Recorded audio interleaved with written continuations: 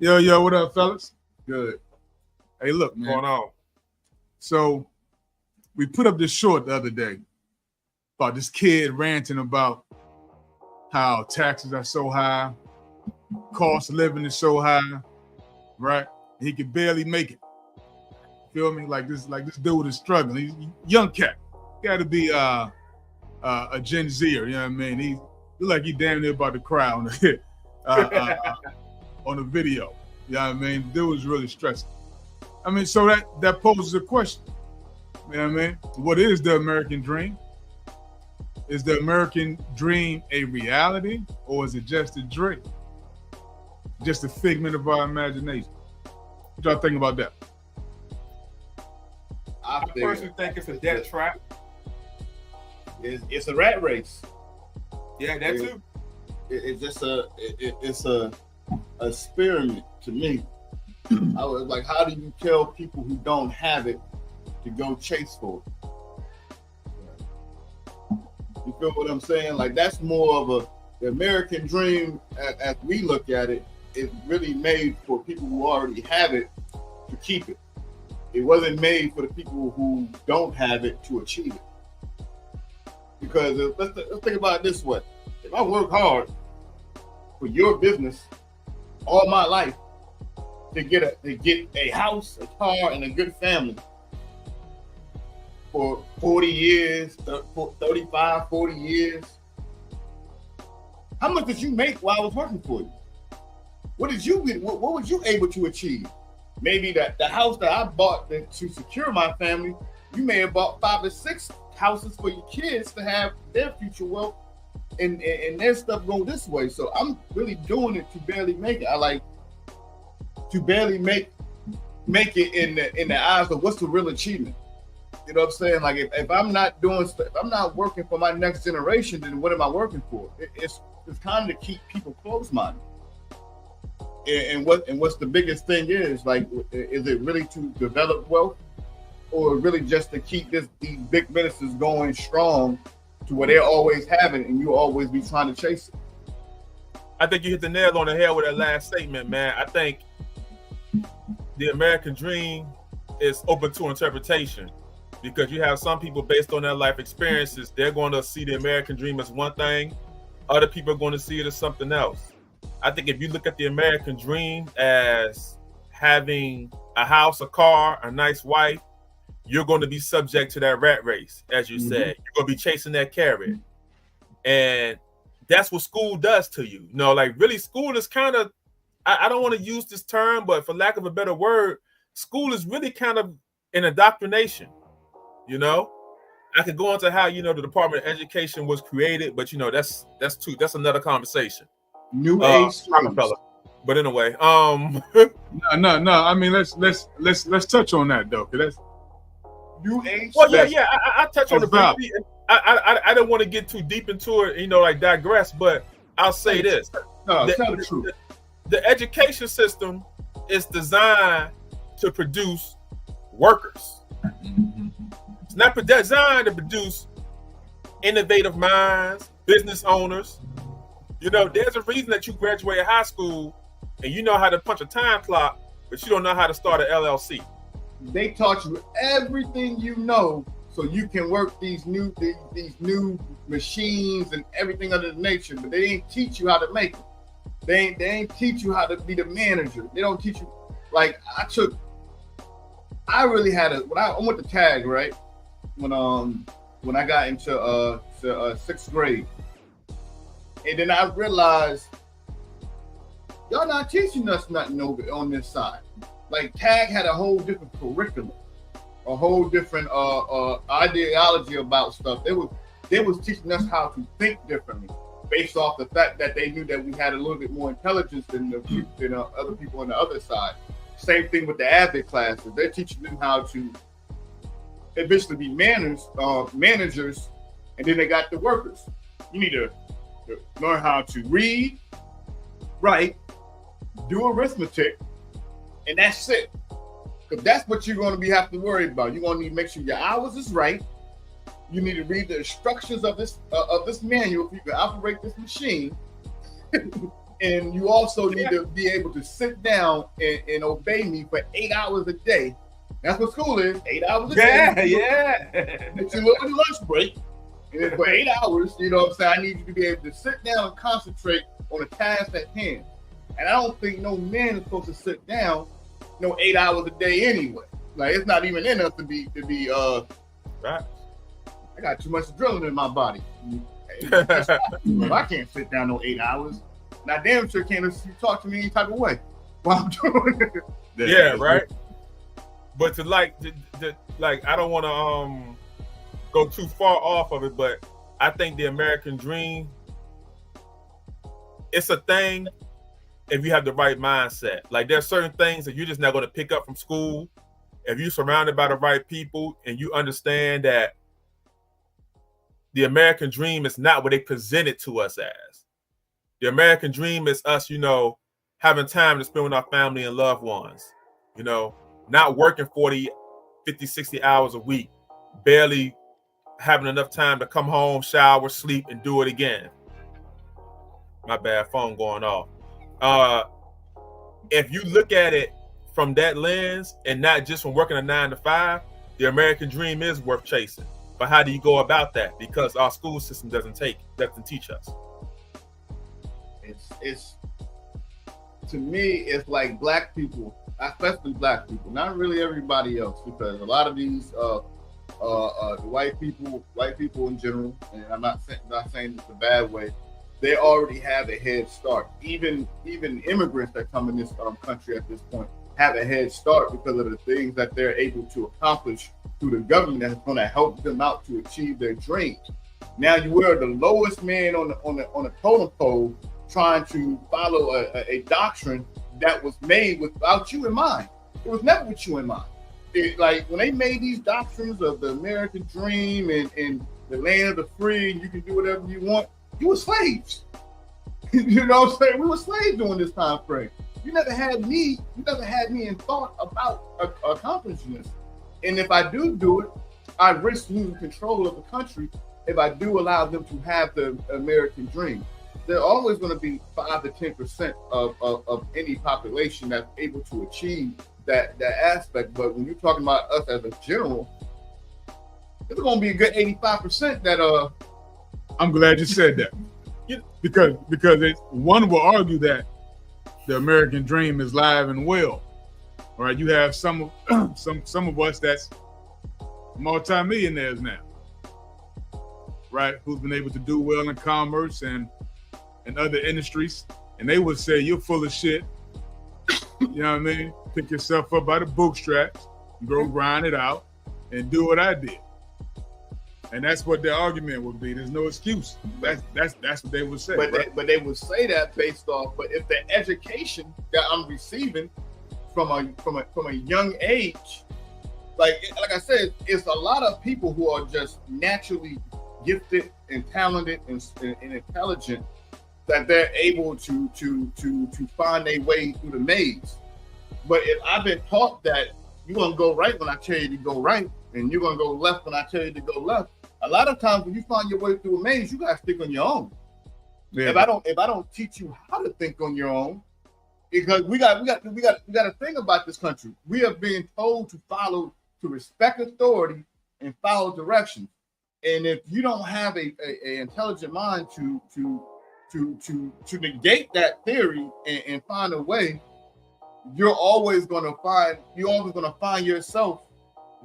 And this is what they would say. I'm never gonna find the cheese. This is what they would say. They would say, I went to public school. You know what I mean? I went the same route that you went. I just chose to educate myself, and I started my business, and now everything's going well. So what's your excuse? It's not an excuse. It's what they gonna say. That's not an excuse. Sometimes it's a fact, because a lot of those times you have those people, those so-called self-made. Let's get something straight. Nobody in this world who is successful does it by themselves. Yeah. Like that's a myth. That's a rumor. If you've done it, you've had some kind of help. Exactly, you've had some kind of help from the community. Whether it was, you've had a even mentor. if it was you selling. Oh, my fault. No, you good. You you might not have had per se a mentor, but you've learned off someone else's mistakes. You've done something. You've had help from someone, whether it been funding or just education, or just what not to do. And then if you made your money because of the self-business, you made your money off the community. You get what I'm saying? Like everything goes back to like when I say slave race, and now it's not like back in the days where they whipping you and this, that, and the other. Now, like the house slaves, the house slaves are who they use to show you that the American dream is achievable, and that's why they gloat in all these chains and jewelry and cars, and they put them on TV, they put them in front of your face, so you will always feel like this, that, and the other, but not knowing that these are the 5%. Well, how can you explain somebody who's been locked up for a decade or more? They come out, they find a lane. Let's say Cali Muscle. Cali Muscle was in prison, right? Hold on. Let's use somebody else. Yeah, because you gotta think about how you. Okay. Somebody else. Okay. Right now, he's suffering from heart attacks and everything because of everything he had to do to get that life. I got you. Hey, horrible example. I got you. Okay, how much money he got? Horrible example. What other mess we be working with? The Mexican actor with all the tattoos on him that played on he played with that fine chick. What's her name? I think it was on Desperado, and he might have played on like Dusk Before Dawn or something like that. He's not even a Mexican. He's Native American. Oh, okay. Did you know that most Native Americans? Oh, you talking about the Knife Man? Yeah. But look though, he spent mad time in prison.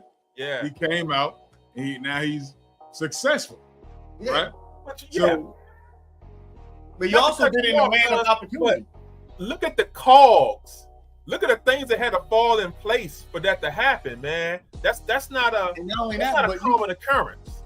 In every scientific experiment, you're gonna have independent variables that don't follow with the norm, and that's what we get caught up in these independent variables where there's a lot of stuff that goes along with how they achieve it.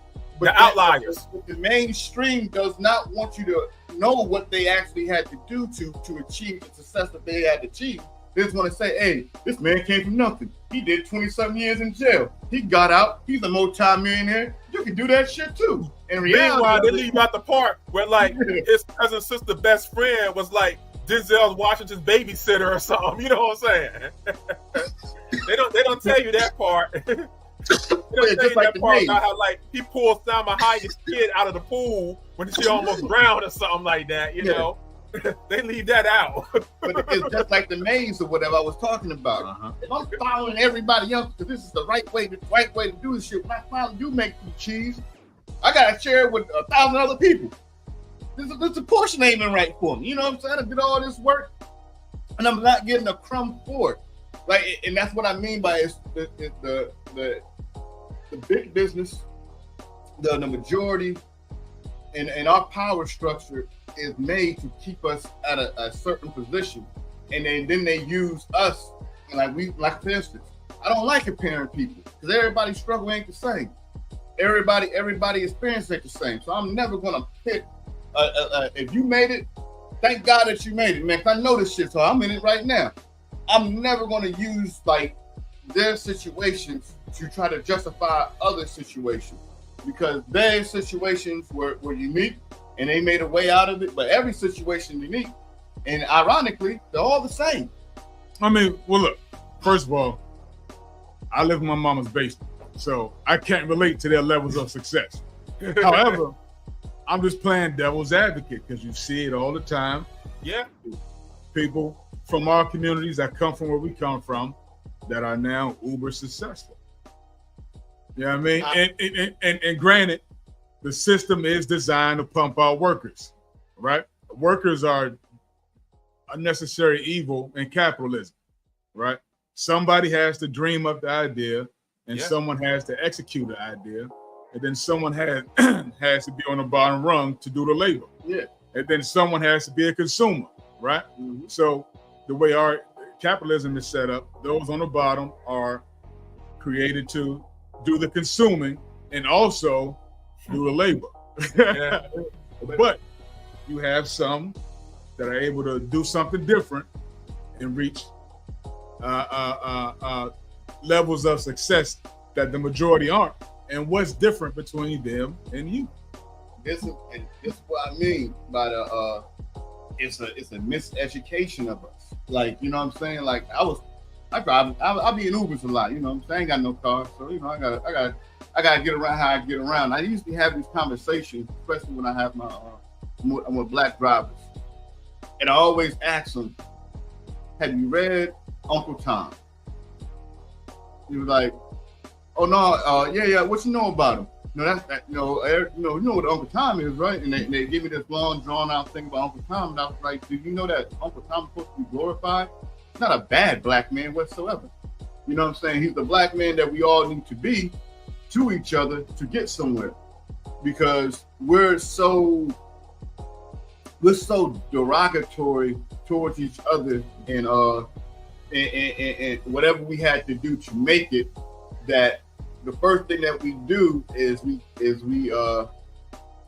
talk bad about how they made it, understanding that there's gonna have to be things, sacrifice and things like that to make it as well. Like Uncle Tom, for instance. Uncle Tom saved two black women from escaping, and didn't want to tell the plantation owner that you know what I'm saying, that where they went and the route that they took or whatever. And he used another black man to kill him, a mulatto, Sambo, to kill him. And even though while he was killing him, he forgave him because he didn't know, he knew that he was miseducated and didn't know what he was doing. He was only doing what he was told. And I say the same thing with black people. Like, hey, listen, I don't give a fuck. I'm happy that man made it. You know what I'm saying? His money ain't my money ain't his money. But he found a way out. You know what I'm saying? We all need to find a way out.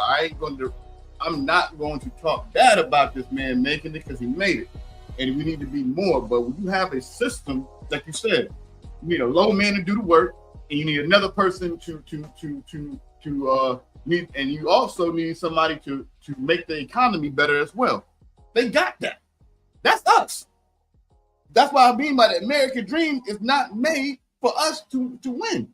So the only thing you should do when somebody do make it, platform. I'm glad you got out of this shit, because I won't pray on this for nobody. Black, white, Asian, Mexican, whatever. I don't want nobody going through this shit. This shit wasn't made to have a happy, functional life. If I gotta work till I'm 65 years old to say that I made it, you know what I'm saying, I can now enjoy the fruits of my labor. That's 40 years too long.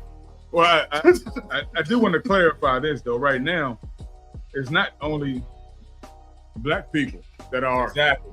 low class sort of, or the labor class. Now it's just depends on if you're born into the genetic lottery or not, right? If your family's already established. Yeah. Not really, because even in the workforce, who gets those managerial jobs? Who gets those when you go look in your HR department, when you go look into your hierarchy, your chairmanships, these are all working positions. Your chief financial officers, your CEOs, the chairmen on the boards, and these jobs are what, not people who own it, people are put there. Now it goes to who I know who got money, this, that, and the other. It all goes back to a society that's made for us not to win. Because in those, if you can go look at the I want to say there's a workforce commission, the federal workforce commission. You can look at it by position. They got entry levels, they got managerial, they got mid managerial, they got upper managerial, and they do it by demographics. 85% if I work hard like you want me to, and I move my way up the workforce or whatever, you know what I'm saying, to I get to a position, 85% of that is Caucasian. I can dig it, but there's also some whites that can relate to Would you say black but struggle like I is said, too? they become. Hey, hold on. Time out. I want to be careful we don't do something, man. So, like you just said, 85% of your leadership managerial in the workplace. Okay, does that not directly correspond with the demographics in this country? No, I'm asking. Or like in that workforce, or like in that company? No, like, I'm not talking. I'm talking about every workforce. Okay. Every workforce. I don't care if you making burgers, or you building the skyscrapers in New York. Okay. 85%. That number, my concern with that is that just how far off is that number as far as the demographics of the people who are working in said workforce? Like, I can see if it was like, all right, you know, like 80% of the workforce is black and only 2% is upper management. But believe it or not, that's actually what you're talking about here. That's an issue. As a minority in America, right? As a minority in America, we are what? I want to say 12% of the population, 15% of the population. But we are actually, of the actual workforce, we are 35% of the workforce. I'm not talking about entry level. That's a very high number to have such a low population, have that big of a number in the entry level and things of that nature. The entry level and the low. I'm talking about CNAs. I'm talking about entry level positions. So to say that we're 35% of the workforce, and then also say that we're only 12% of the population, but when you look at the demographic, we ain't even got to talk about. I know you're going to say that the numbers are infatuated due to the fact that there's more of them, but if you look at the workforce, that number shouldn't be that infatuated. Inflated. Yeah. My bad. I said, my man said infatuated. I was like, what? You know what I'm saying? But anyway, but it shouldn't be that big of a difference. It's just like, I'll give somebody an example. In Newport News, right? Newport News is 40% black. Our police force is 87% white. Does that make sense? You know, I'll be honest with you. Honestly, it does to me. And I'm going to tell you why it makes sense. Because our environment, the way we were raised, you don't see a bunch of black kids running around here talking about I want to be a police officer. You also don't see the police force trying to recruit from that area either. Like I do. No, they don't. No, they don't. They might be putting on the front. I see it flying down there the other day. Bad areas in those bad areas and show a presence. You know what's weird? We know those bad areas. You know what's weird? I tried to be a cop after the Marine Corps. I applied for it. I took the test. I scored too high on the test to be a cop. Wow. They thinking you were too smart to just blindly do what they say, huh? I never made it to the academy because I scored too high on the test. That's crazy. That makes no sense to me. That's it makes a lot of sense. Or maybe to his point, they had reached their quota. That could be it. I'm just saying. I don't know. And that overqualified thing happens to a lot of people like us. No, that's true. I've had that BS thrown at me before too. To be competitive to get the job, and they tell you, you know what, you're too qualified for this position. Too qualified? I just need a job. Now let's get to some generalities of what our economy is like, just in general across the board for everybody. Home ownership, right? Right now, it's very difficult to get affordable loans for home ownership, right? The interest rates are extremely high, and the real estate market continues to go up in value, right? On top of that, you never own your home. Even when you're done paying for it, still pay taxes on it. Still pay taxes on it. If said taxes aren't paid twice a year too, they will take your home away from it. Like my grandma bought her house and it's been bought for over 40 years. and twice a year she got to pay these people $1,300 for a house that she owned. She bought and everything. So is there American dream? Excuse me. What we see on TV and movies, where you have someone living this life of leisure, where they do what they want, have all the money to do what they want, or is there American dream to work hard, buy a house, raise a family? I mean, we never really did define. Or do we just need to come up with a whole different concept to help that explains our situation? Like well, I'm saying we never defined what the American dream is to begin the with. American dream has always been the same. You know what I'm saying? For a society, it's been the same. But What's that? What if is you're not, but I always say, define it. What is it? It's the land of milk and honey, land of the free. You can be whatever you want to be. You can, like, you know what I'm saying? And to have to like you said, acquire a house, get married, have kids, grow old, give up what you earn in society, what you earn in your life, that pass it down to your next legacies. But when we speaking about Black people, we have to come up with our own doctrine, and we have to come up with one that just applies to us, where we're not like everybody else, and we're not. And we got to stop thinking that we are just like everybody else, because we're not. I want to agree with you so bad, I really do, but I can't. I can't agree with you. This is why I can't agree with you, man. We've done that, right? And they killed. And no, by the way, when we done that, the leaders of when we was doing it, got killed in front of our face. By the way, I know what you're going back to, during the 20s, the 30s, the 40s, the 50s, and this, that, and the other. Guess what? They killed them in front of us. They didn't kill them behind closed doors. All these people got killed in front of the people they was trying to lead. It changed our society. So we was moving on a good pace. They saw us moving at a good pace, and then they killed the leaders to make sure that this can be you. That's how PTSD works. They did. Well, I can't deny those facts. However, that doesn't negate the fact that we should have rebuilt again. We should have tried again. We should have attempted again. We should have supported each other again, right? It takes decades 100%. and hundreds of years 100% to build empires. And if I'm building an empire, if I'm trying to build an empire and you burn it down before it even just starts, it takes the motivation out of the people to even try. Now we can't build an empire within an empire.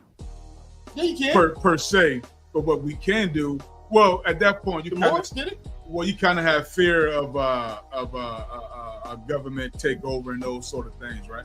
So that creates dissension against that group and the government. But what we can do is we can do like the Asians do.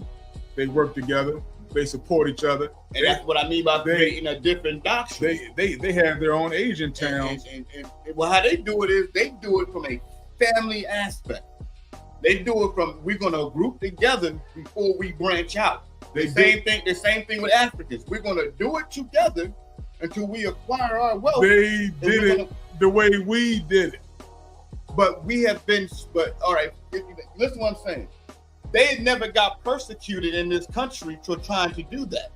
We're the only ones who's been persecuted, been killed, and had their leaders killed in front of them in this country. I'm not talking about what they did abroad. I'm talking about what's going on in here. And I say that when I say the doctrine needs to be specific for us, the only way we think, I mean, not we're a little bit older. We understand that there's different ways to get it, but I'm talking about our youth. I don't talk to grown people no more, because like once you set in your ways, you're setting your ways about how it's going to be. I respect that, but we have to start showing the youth there's different ways to do stuff. We got to start 20 years behind, because that's what's going to happen. When I'm 60.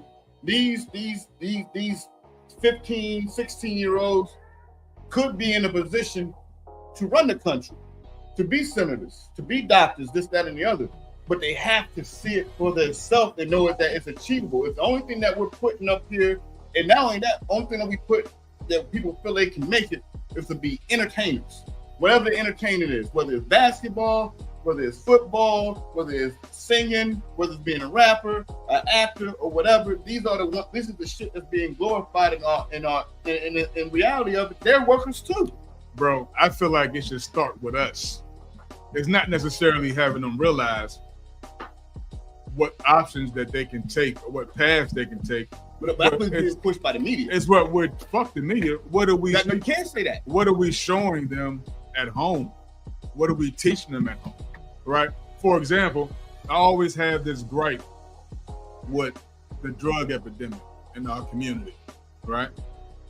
Just because somebody puts a gun on the table doesn't mean I got to go shoot somebody. I got a choice. You know what I mean? Just because somebody put a foreign drug in my face and tell me to smoke it, oh, this is the shit, man, you gonna love it. Doesn't mean I got to try that drug. Just because we're in prison together don't mean we got to go to war over a biscuit. You know what I mean? My point is, regardless of what outside factors there are, as two brothers, we can and should be able to come together and make some things shake. And that's what I mean by talking to the youth. I can no longer take my time with my demographic and try to have these type of conversations. Like, and when I talk about talking to the youth, I'm talking about showing them, like, hey, you know what I'm saying? Because guess what? I know that mentality sounds what it sounds like, but these I look at some of these drug dealers like they're predators. They ain't going up to their homeboy who's 35 and trying to get them in the game. They try to teach little 14-year-olds who ain't ate in a couple of days because they ain't got no money, and then they put, like, remember that joke by Eddie Murphy? Mm-hmm. He said, you know, I'm on a deserted island, you know what I'm saying, and this, that, and the other. And they give you a saltine crack, you start eating that shit like it's a Ritz. It's just Ritz. Yeah, and that's part of the problem. Exactly. It's part of the problem because we don't police our own. We don't tell these people that you out of pocket, like in this, that, and the other, or hey man, that's wrong, man. You need to chill the fuck out. This, that, and the other, because you're scared of the response from the person that you got to call out, and sometimes you got to call out a sucker for being a sucker. Well, look, I would say this. The great thing about this country is that we are able to move classes, right? We can start off dirt poor and end up filthy rich. Yes. Or, I hate to say filthy rich, and end up very well off and wealthy. Yeah. Right? We can do that here where we are. Other places in the world and other countries, not so much. Right? We got to make it cool to be cool. We got to make it cool to be friends again. and that's a good thing about this country that we're in. The history's fucked up, right? Real talk. I mean, it makes me angry. The history got thinking about the history. But the thing about it, the history is being changed to where they make it seem like we've been in a kumbaya session over the wood fire for the last 300 years. And when only reason I'm saying that, you know what I'm saying, we have to come up with our own doctrine, because we're in a different race than everybody is. You know what I'm saying? Like, when it comes to like people coming into this country and making themselves a success, they're not telling them that the government is helping them do this. They're not telling them that when they open their business up, they ain't got to pay tax for 5 years on their business whatsoever. You know what I'm saying? They're not telling them how to, you know what I'm saying? Like, a lot of kids don't know about the tax breaks and stuff like that of owning businesses, things of that nature, and how you can make money just by being open for a full year and things of that nature. And not only that, but we made it stupid to think that, you know what I'm saying, like everybody gotta be the man. Everybody has to be that top dog individual. I told my friend, I was like, yo, listen, if I get 20% out of 10 people who's getting the majority of it, you know what I'm saying, and they get to have the image and everything like that of what it is, but I can collect the money on the back end, I'm cool with that. Bro, look, we are running the same race. The race is the same. The race is the same as everyone else is running. Are there obstacles? Absolutely. Are there some hurdles to jump over? 100%. but the race is the same. It's what we perpetuate that makes it more difficult. We need to go back to how they used to do it in the 30s, 40s, and 50s. We need to one, secure our neighborhoods. And when I mean by neighborhoods, I mean both physically and economically. There should be no reason why, if you go to a black community, you got a Chinese restaurant here, you got an Indian restaurant here, you got this restaurant over here, this, that, and the other, but we're not eating off our own money in our own community. Well, it's our fault, though. This is why it's our fault, because we do not have to patron those places. Exactly. We can drive right past that to a place that we prefer. But if nobody don't organize, we don't have to organize nothing. That's the beauty. That's the beauty of capitalism.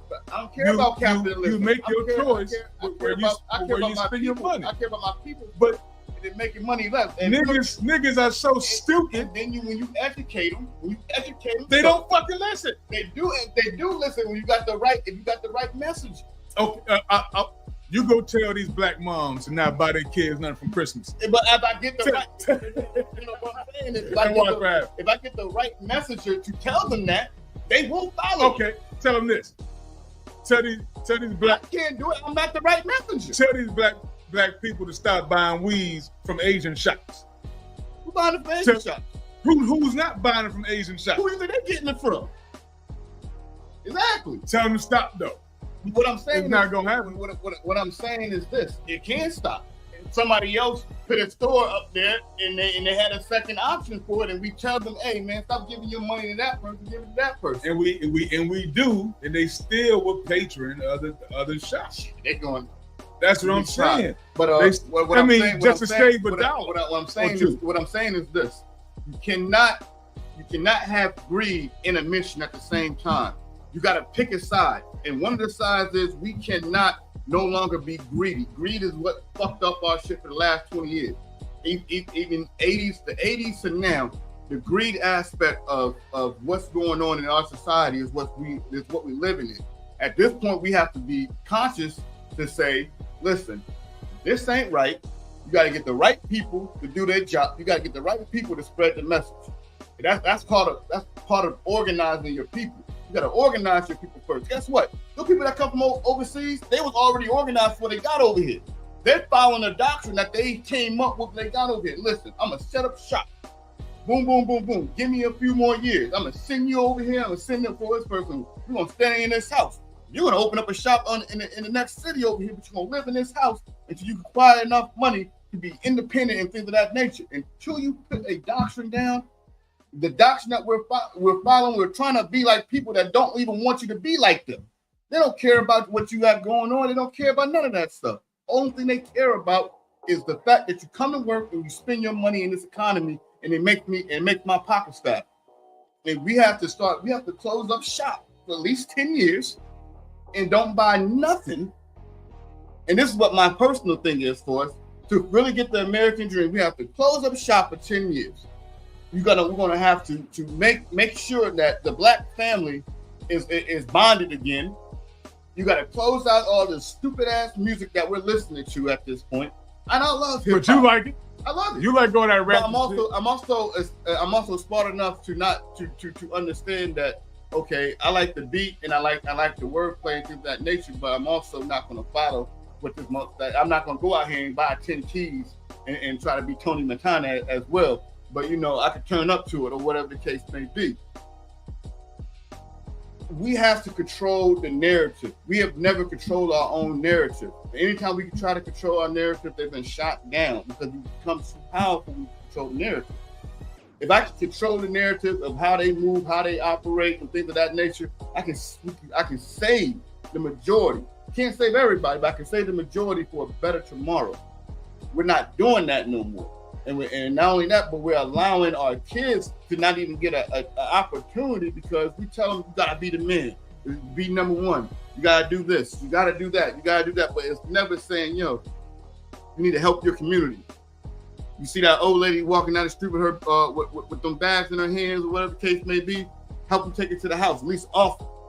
You know what I'm saying? Start with an offer. You gotta show them that you're changing before they even take the change. So you gotta start doing things like this. Hey, see that old lady walking down the street? You in your car? You know what I'm saying? You might got a couple of kids in the back seat. You see this old black lady walking down the street. Stop the car. Say, hey man, you need a ride to your house? It's hot out here. Or it's cold out here. Or it's raining out here. Give them a ride. I do it all the time in my neighborhood. It don't even got to be black. I do it for Spanish because work lines, we got a lot of Spanish people in there. But I do it for my community first, and then I branch out to the world.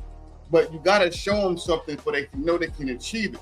We have an oppressional society now to where kids, if they don't see it looking like money, ain't no money in it. Hey, look here. Look. All right, I done heard enough of that shit. The American dream is alive and well, right? It's alive and well, and it's possible. You can do it based on your decision. That's what I feel. You know what I mean, regardless of what background you come from, the possibilities are endless. Now, y'all heard the arguments. What y'all think? Comment down below. Let us know what your opinion is. Maybe I'm tripping. But with that said, we out. Peace.